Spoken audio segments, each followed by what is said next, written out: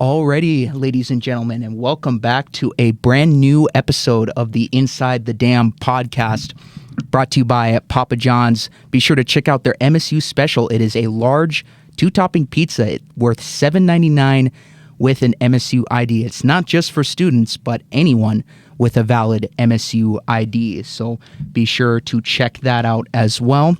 We thank Admir and the gang for being able to support the MSU Broadcasting Department and supporting this podcast in general. Again, welcome to the Inside the Dam podcast. This is episode 7. This will be the last show for the 2022 fall semester. We will not be going live next week as the 24th annual KMSU auction will be taking place. We'll be getting ready to take on preparations for that main event. Be sure to check it out on KMSU TV on YouTube. And of course, we'll be able to provide links for that as well. But again, great show for you guys today. We're going to have another 3 awesome guests here joining us. Cayden White from men's wrestling. We'll have Khari Broadway with men's basketball. And then Jay Buchholz, who also has some Minot connections as well. He's from the men's hockey team. That being said here, folks, joining us from Marysville, Washington, sophomore on the men's wrestling team, Cayden White. Thank you for making some time for us today. Thanks for having me. Yeah, really awesome to have you here, Cayden. And just kind of walk us through a little bit about yourself. How did your Minot State journey come to be? And just kind of start there. Well, I'm originally from Marysville, Washington, and my senior year, I got in touch with the coaches here, and I went out on a visit in late November, loved it, and signed in December, and here I am now. No, and we're very fortunate to have you here in Minot, like I said, and it's got to be a long distance, going from the northwest portion of the country to just little old Minot, North Dakota. Kind of talk us through a little bit about some of your high school career, maybe some of the moments that leading up to your college recruitment. Let's. In the summer of maybe my junior year, or after my junior year, I went to Fargo for national championship. Oh, really? Freestyle, and I got in touch with the coaches through there. And after that, I just kept talking, and eventually I was able to go on a visit here. But after that, I won state championship my senior year in high school, and just from there, just continued on to here. Talk about that awesome experience. I mean, it's just got to be a dream come true for a lot of student athletes in high school or even in college. What was that like? It was great experience. I mean, just being here has been so far has been a great experience, and I guess I would say the wrestling aspect, I've had some adversities, and just pushing through those and just finishing my career here is going to be great.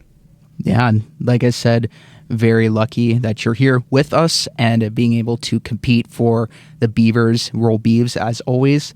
But just talk about some of your resume a little bit. You're a 2020 Scholar Athlete of the Year in high school. You also played a bunch of other sports. Kind of walk us through some of your past experiences. Yeah, school has always been first for me, and academics, and I have a passion for that. And I would say in high school I was very competitive. I started out, I had some injuries in football, so I was bouncing back through football and cross country, but I learned from both. And then I also just wrestled every year. I also played golf, but I just bounced around in sports, but stuck with wrestling through it all. No, that's really cool. And what really, obviously you were recruited, and colleges looked at you for wrestling, but what other reasons? Maybe just was it the passion for it? Wrestling, it's a very long, grueling sport. Just walk us through kind of, the passion for it, and what really was the motivation for you to keep going? Obviously, college being a part of it. Wrestling, I've always loved just the goal setting, trying to set goals and achieving them. Just a simple goal of just winning a match and that victory, just that feeling, it's just unbelievable, and I love it, and I chase for it every year. It's the same feeling, but it's just something I always look forward to. and when I'm practicing, just working towards that is something I always have in my head. Yeah, as long as you have the passion, you have the drive, certainly. And yeah, that's some good stuff so far. And just kind of, we'll start here on the mats. We'll get a little bit into the classroom, but from this past weekend, you guys competed against Saskatchewan and Jamestown in that giant Beaver Bash, which I thought was a really fun event. First of all, I'll ask you, what are your original thoughts of this Beaver Bash? It's kind of a first-time event, kind of. What do you think of the whole setup now that there's a women's wrestling team on campus? I liked it a lot. I thought it was well organized with the teams. It was really cool for the fans. I think being able to watch 2 matches at once, it felt like there was barely any time where there was just someone not wrestling. And I think it's great that the women's program's been built up here. I have a sister who wrestles as well, and I think it's great that I think it's great that women's wrestling's growing, and it's great that we can wrestle side by side like that in a sporting event, and it's great for this college. Yeah, I just saw a little graphic on Instagram. The whole country in the United States, it's got certain states that are shaded with fully sanctioned girls or women's wrestling, and then other states are shaded a different color, but it says women's wrestling finalizing in progress or whatever. It said something, but I saw it on Instagram from someone's feed, and I thought that was really cool to see the sport growing like that. And competing, like mentioned, in the Beaver Bash, everything's hectic, chaotic. There's a lot going on. But you yourself in particular, 2 wins by pin this weekend. Just kind of walk us through each one of your matches on an individual basis. The first match, I had a great warm-up in, and I just went out there and just took it to him. He's also, I guess their school is mainly focused in freestyle, so folk style is a little different to them, and I just kind of, on top, I noticed just how he bellied out, which is normal in freestyle, and I hit, I think I ran a bar on him, or a bar half, and yeah, just pinned him. Just pinned him straight up. So you make a good point there with the different styles in wrestling. For those that don't know, I'm also kind of a little bit new to the sport as well. I mean, I've covered some of the games as a freelance sports reporter. Be sure to check out the Minus Sports podcast there, folks. But I've been to some matches, not really familiar with some of the styles, like you said, like the freestyle, folk style. Talk about that a little bit. Kind of describe for those that aren't aware. Okay, folk style, I'd say, is more, you're on top, or top and bottom is a huge part of it, where you can ride someone out the entire period, whereas freestyle, you're on top for maybe 10 to 15 seconds, then you're back on your feet if you can't turn them. And the scoring can be a little bit in freestyle, where if you just show back exposure, it's 2 points, and it can be a quick match, really, just 10-0, then it's over. And I think in folk styles, it's really just how hard you can ride. So I think riding is a huge factor in the majority of matches. They got the riding time, which is if you have over a minute riding time, a wrestler at the end of the match, you'll get a point at the end of the match for that, and that's a huge difference. And sometimes freestyle, you take someone to their back, it's 4 points, so just a takedown, and it's big scoring differences. Yeah, and if, like you said, if the points can really add up, and they can go by fast for sure, like you said. And so far your record at 6-1 with 5 wins by pin this season at the 184-pound weight class. Kind of talk through us about some of your start to the season. How you've been feeling going in, and a little bit more on the success so far. Last season I was at 174, so I went up a weight class. I feel great at 184. I feel fueled and a lot stronger. I put on some muscle since last year, and I think that's been a big factor in how I have prepared throughout the week. Just not having to cut as much or cut down as hard before weigh-ins. I feel well rested, and by the time it's tournament, I think I've focused more on my mental game going into tournaments or matches, just telling myself that I'm going to win this match right now and going out there and just taking it. Always good to have a positive outlook on that. And hey, we're going to take it outside of the class. We're going to talk about outside of the mats, taking it towards the classroom. Talk to us a little bit about campus life, major. What's a day in the life look like for Cayden White off the mats? Well, right now I'm a math major, so I'm just finishing up on some of my math courses, and then I'll go next semester, and then I'll be done with my math portion. But I'm going to also do a double major in computer science, and so I spend a majority of my time in the math and computer science hall, or model hall. And I have a really big passion for school, but just working hard. It's similar with wrestling, just working and setting goals in the classroom. It's very similar, and it helps out a lot. Yeah, and you said goals right there. We're just about out of time here. Talk about some of your expectations for yourself on the mat, along with a team basis and expectations also in the classroom. What do you hope to get out of here at Minot State University as your time goes along? Well, long-term goals, I would like to eventually become an NCAA champion or at least an All-American, and I think that's a very realistic goal. And I think as a team, just for this year, I think setting a goal of, I think we've set a goal of having a winning record in the conference and placing top four at regionals, and I think we can do that. I think we have a great team, and we have just a great intensity going into duels this year. And in the classroom, I would say, I would say I want to be academic All-American again, which I've think is a really realistic goal, and I'm going to work towards it. Hey, shoot for the stars, man. Those are very realistic expectations, certainly way bigger than mine currently, but hey, man, that's lots of good goals to achieve, shoot for, and we wish you all the best, and hopefully you are able to reach those heights. Thank you. Yeah, so thank you again, Cayden. Again, there you have it, folks. That was Cayden White, men's wrestler, sophomore from Marysville, Washington, looking to be an All-American here pretty soon.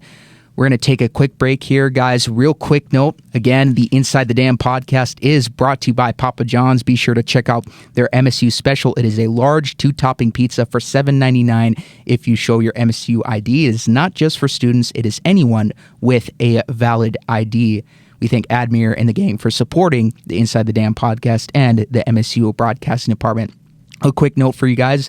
Again, I am your host, Cole Clementich. I am riding solo tonight, and we're going to take a quick break here. When we come back, Khari Broadway, a member of the men's basketball team, we're going to get a good look on him and some insight that he can provide on the team. Don't go anywhere. You're watching or listening to the Inside the Dam podcast. We'll be back after this quick break.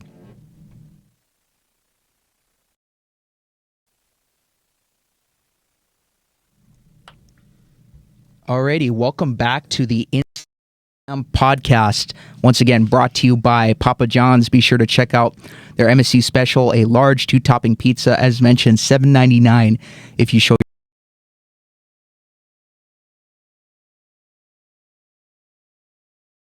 As promised, like I said before in the first segment, guys, I'm Cole Clementich, your host for the Inside the Dam podcast tonight. This is the last episode we are doing this semester until we go into the 2023 spring semester. We'll start kind of a month into the classes. We'll see how it goes, but this is the last episode of the 2022 fall semester, but we will be back for the next one after that. And like I said here, folks, we're now joined by a member of the MSU men's basketball team, a junior guard from Brooklyn Center, Minnesota. Khari Broadway joins us after a quick weekend slate of games. Khari, how are you doing tonight? I'm doing pretty good. Appreciate you having me. Yes, we are very fortunate to have you on here. Like I said, the Inside the Dam podcast, being able to shed some light on some student athletes and coaches here on campus. So, as mentioned, you are a junior guard from Brooklyn Center, Minnesota.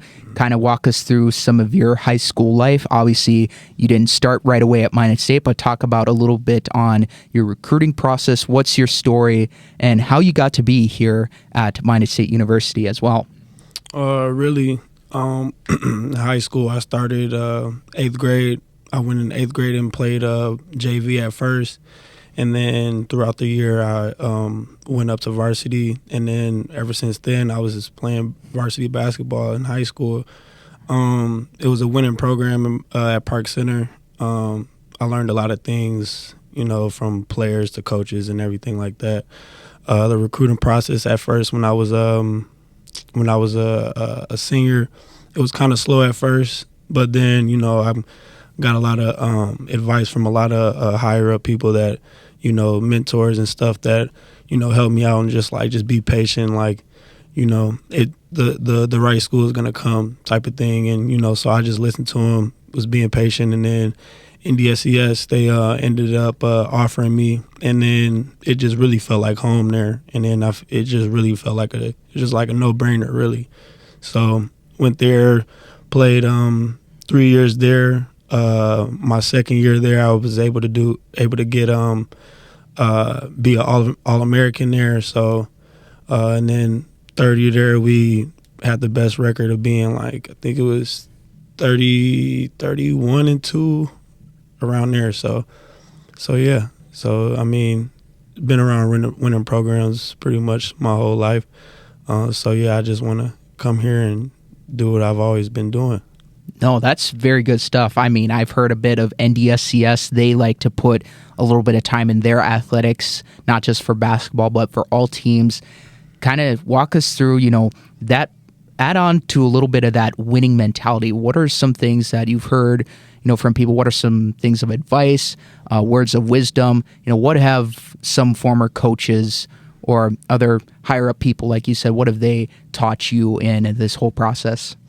Really, what people have taught me and what I've learned always is, just always let the game come to you. No matter if your game is, if you're not doing good at first, just always let the game come to you. So that's what I always kept in my mind since I was a kid, because there was times when I was younger I would get frustrated at myself because things weren't going right. But once I heard those simple words, that made me just have that just, stamped in my head, just to always let the game come to you. And then once I stamped that in my head, it just always just was, I'm gonna do what I do best. I'm always,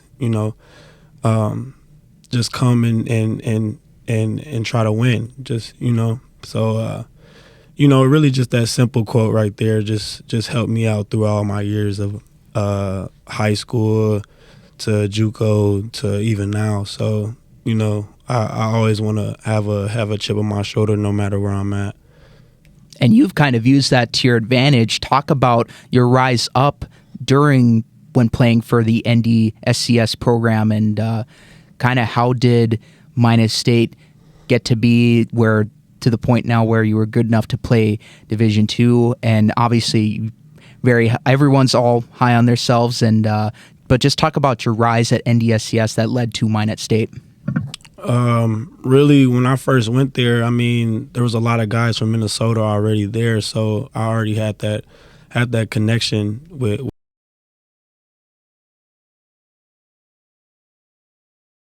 So coming in there, trying to figure where what spot I'm gonna be at, how am I gonna fit into the system.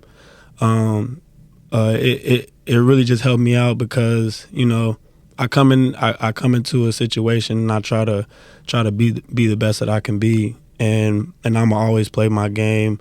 But the guys, they always help me out. If I had questions, they had an answer, and it's kind of like that in Minot. I got Ben Bowl, I got Cam Dunphy. Those are guys that I can just ask a question and then they have an answer no matter what it is. So just coming from NDSCS, with the guys that were there at first, it kind of branded me, and just still being that leader, and picking up from the older guys and stuff, and so me myself, when I came here, I'm still able to help out the younger guys, even if I don't really know the system as well as the people that's already here, but still I can have a have a valuable input on the game.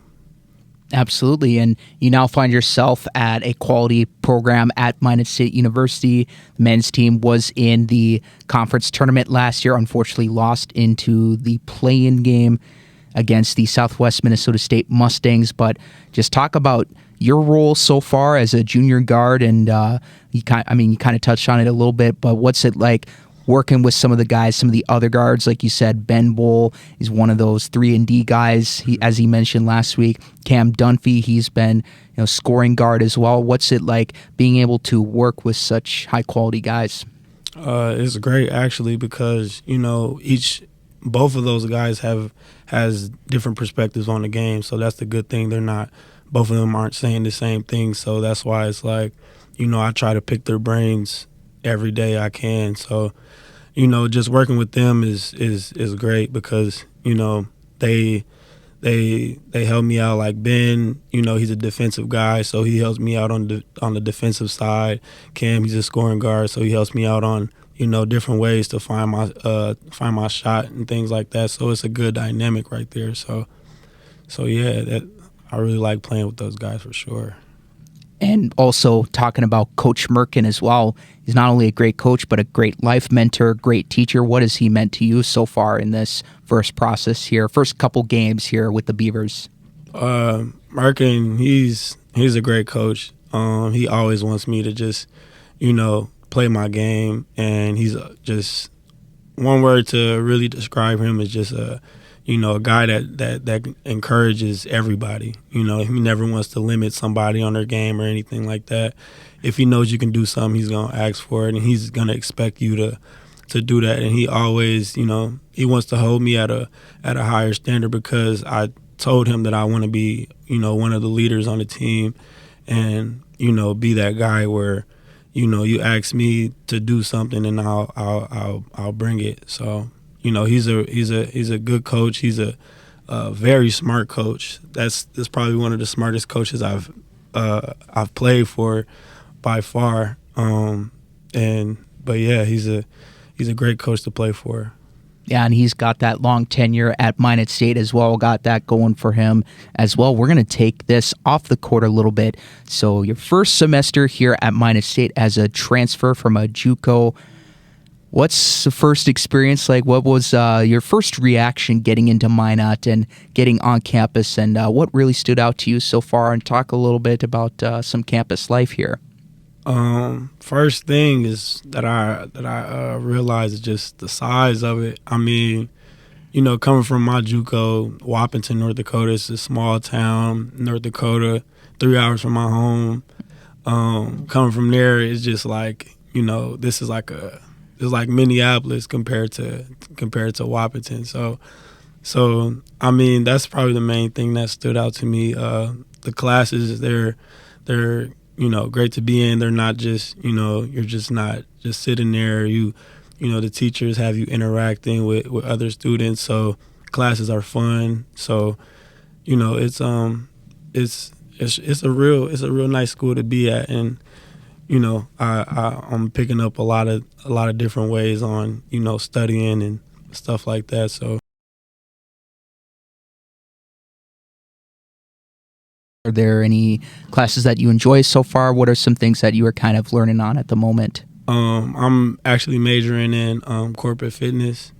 One of the classes that kind of caught me off guard that I'm doing right now is just a yoga class, and we're just doing just straight yoga. So I mean, just being in that class is just figuring out ways to stretch out your body, and that's something that I've never really done. Really, is just like just really just stretched and everything. But being in that class just taught me just to be like, all right, you need to take care of your body, even if you're off the court at all times, because you don't want that wear and tear to come and hit you out of nowhere. So I've been really taking care of my body just from being in that class. Yeah, and you just pointed out some of the off the court classes or off the court stuff and taking classes that help you to take care of your body. That's that's an important thing. Sometimes we can kind of lose track. Some athletes may lose track or not, whatever it could be. But it's very important, I'd say. Yeah. So you make a great point there to just keep an eye on yourself and make sure tip-top shape, obviously, Sure. even when not practicing or having games. But so you're leading the team, averaging with 15 points per game coming off the bench. Just kind of talk about your expectations for yourself, for the team, and going forward here at Minot State as you embark on your first completed semester at Minot State. One thing that I've, hold myself to is just always coming in and just being that energy guy. And, just always bringing, defense. That's what I pride myself on. And, if I'm not hitting shots, I have something to fall back on. It's just, being that guy to get a stop or get a steal or something like that. So I pride myself on that. And, what I expect from the team is, since I came here, I know that we got guys to, that really want to win and that really want to, they love competing. So that's the main thing. I just really want what I expect from the guys is just competing every single game. If things aren't going our way, to still compete until the final buzzer. So those are my main expectations. I mean, I don't have big expectations, just to always compete no matter what. So yeah. Yeah, and we'll see how the rest of the semester goes. And even for this season, as you guys are now 2 games in, you had a very nice couple games there against Billings, and I believe it was also. Sorry, I'm butchering right now. You guys played. Who'd you guys play first game? Presentation College. That's right. Presentation and Billings, who you guys played, and you had yourself a nice couple games there. So we're looking forward to more men's basketball action, and hopefully to see you have some great success along the ride here. But we're unfortunately out of time. But thank you for coming in. Thank you. I appreciate you having me. Yeah, and there you have it, folks. Again, that was Khari Broadway, a junior guard, a transfer from North Dakota State College of Science. Again, leading the team, averaging 15 points a game coming off the bench. When we come back, we're going to take it to a quick break. Jay Buchholz from the men's hockey team will be joining us again. Thanks to Papa John's for sponsoring the Inside the Dam podcast. Remember, their MSU special, $7.99 large 2-topping pizza with a valid MSU ID, excuse me. Again, I am Cole Clementich. I'm sitting in solo tonight as some of the other comm majors are heading home for Thanksgiving, so you will get me again for the rest of the night here. But after this quick break, we will see you guys here momentarily with Jay Buchholz.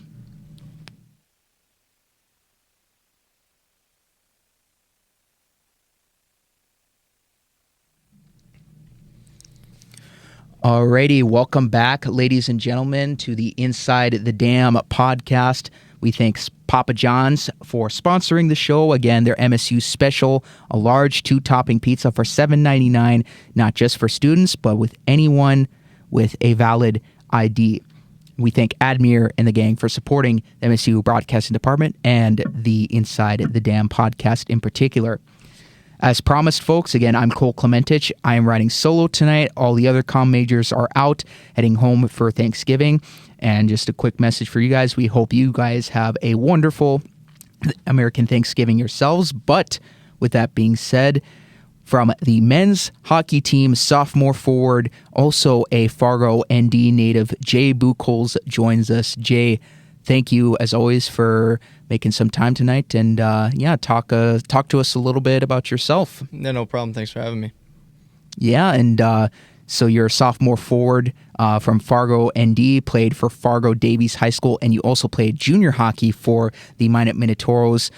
It's kind of interesting how student athletes, especially in hockey, they kind of have a different path to getting up to playing college athletics or even professional levels. So coming from Fargo Davies, obviously the eastern part of the state is a hockey hotbed for high school hockey, even with the UND Fighting Hawks as well. Kind of talk about your rise and your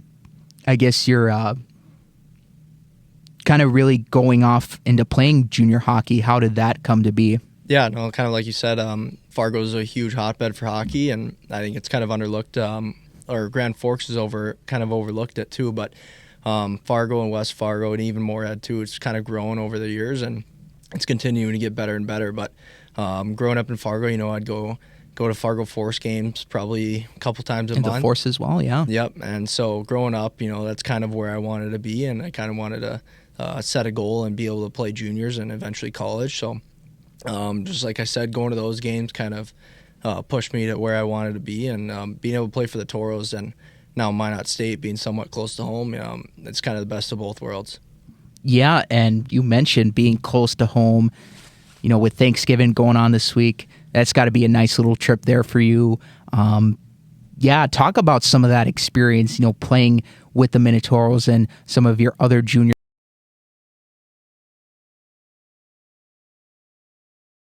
A lot of athletes, even for yourself, but talk about some of that experience, at least being able to get the chance to be recruited by a coach that and Coach Waslinchuk, and just talk about that familiarity and some of what has helped you get to this point at Minot State. Yeah, no, definitely. It kind of feels like I played juniors for a long time and kind of everywhere. I played 3 years in almost 3 different cities for each year, but finally ended up in Minot my last 20-year-old year, and Coach Waz was the official assistant coach there, and he's a great coach and he knows what he's talking about. So unfortunately, after the way my 20-year-old year ended and didn't get a school that I would have liked to, I started working for a little bit, and I almost talked to Waz like probably once a week just about playing hockey again, and I missed it a lot, and it was a really easy decision with Coach Waz being a head coach here at Minot State, and it was really hard to say no once he offered me a spot to come. No, that's really awesome. And Coach Waslinchuk, he's a great coach to really play for. What have you learned from him, both from the Toros and from the Beavers, and just kind of what insight have you grabbed from him that has really helped you along in your hockey journey?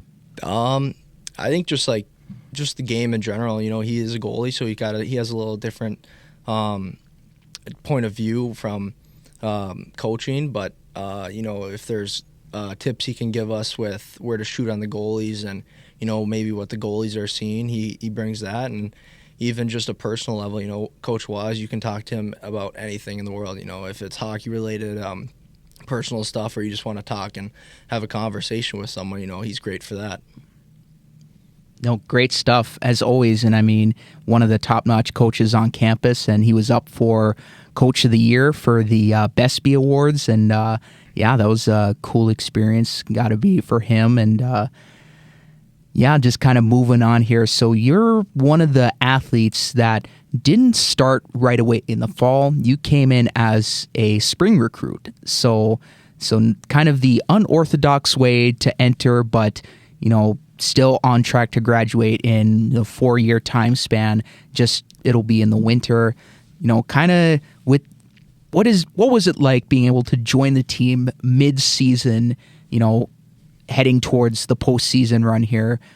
Just kind of talk a little bit about, how interesting did that get, or was it interesting at all, or guys are already focused on trying to win games. What was that experience like? No, it was definitely different.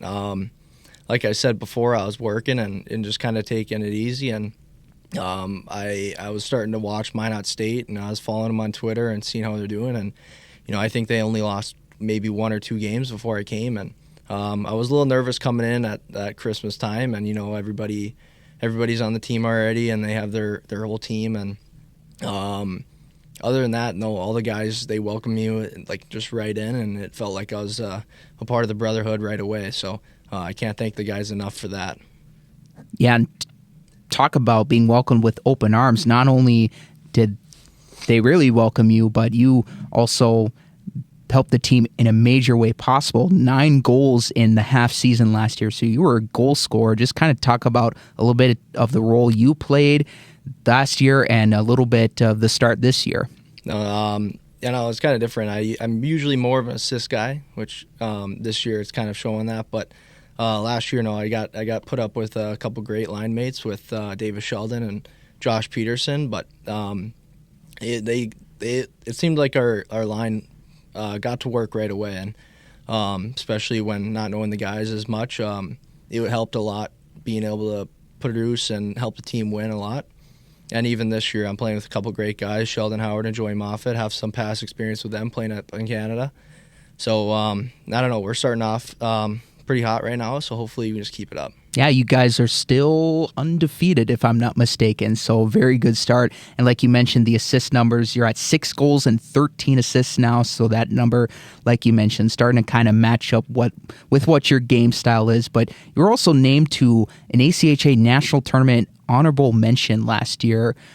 Just kind of talk about, that honor, with only a resume of a half a semester or half a season so far, being able to accomplish that, how crazy was it? No, it was kind of funny. I actually didn't realize that until maybe a couple months in the summer. I finally looked and saw my name up there, but that was cool.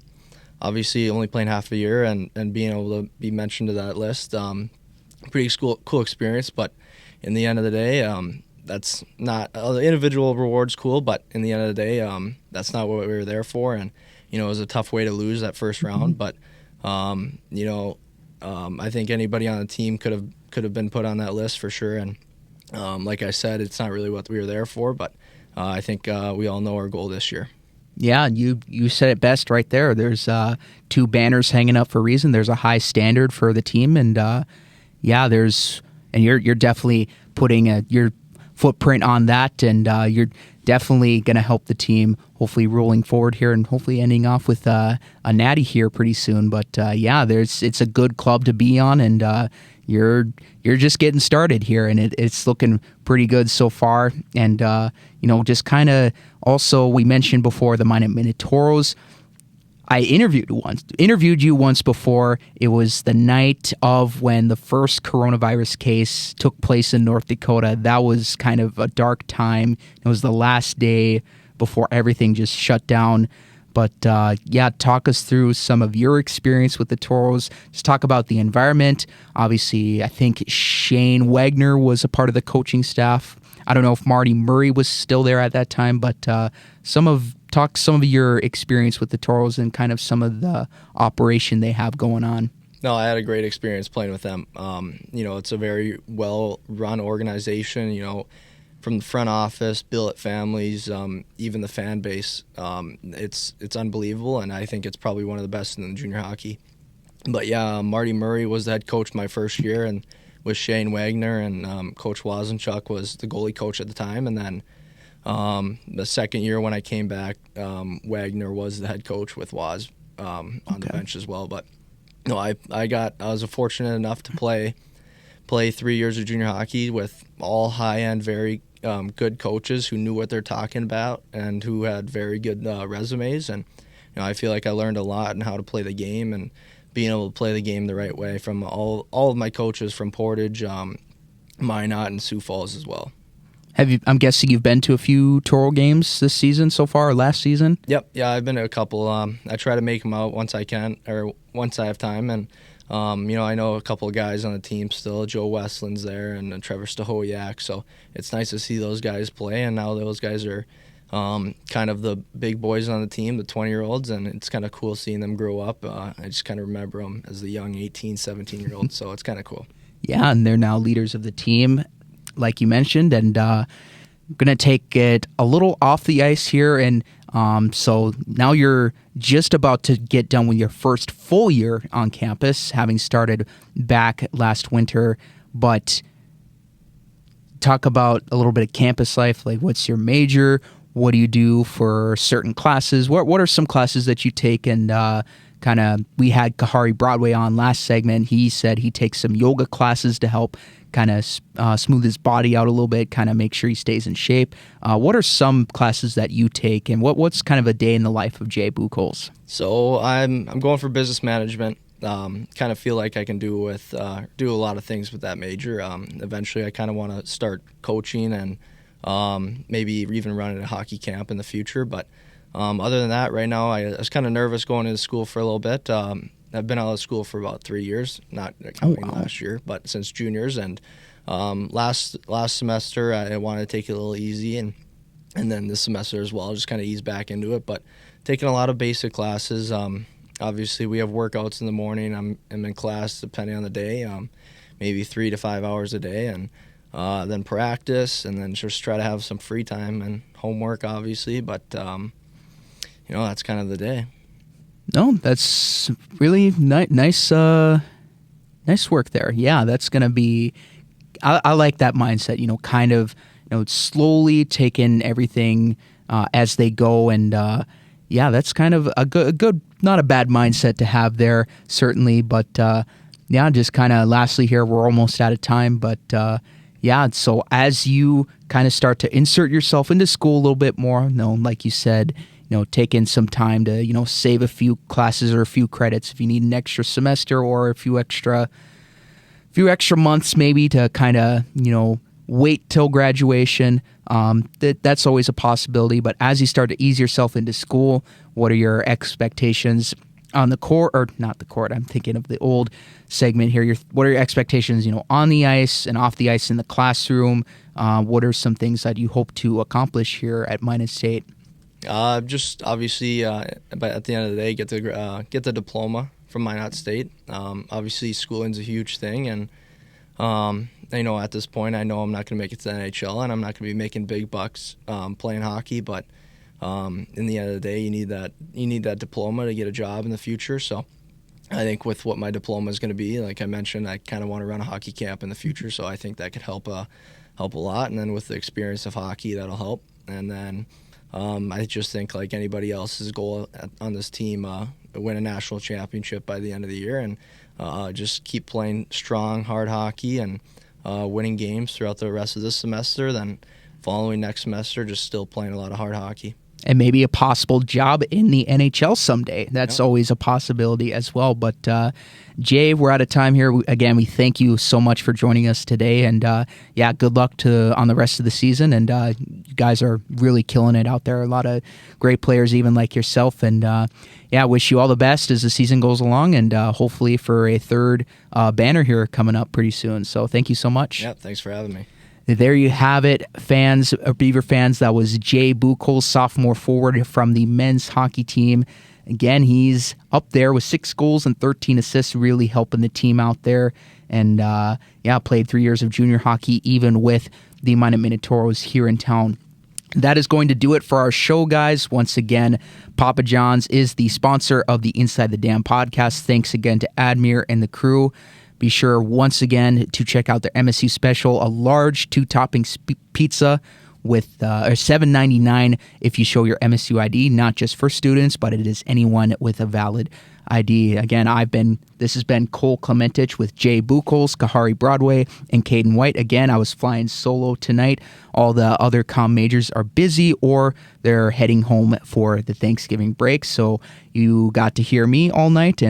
But of course, most certainly, the 3 great guests that we had on the show. This was our last one of the 22 fall semester. We will certainly be back for the 23 winter/spring semester.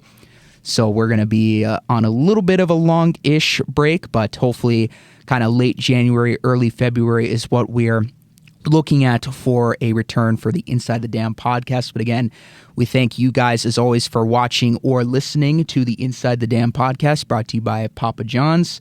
Thank you to the tech crew that was able to help out this semester, and thank you to all of the other hosts that were able to take part in this adventure. Again, we are going to be back next semester with a new series. We'll continue on with episode 8, but again, I'm Cole Clementich. This has been episode 7 of the Inside the Dam podcast. Thank you guys again. We will see you in a couple months here.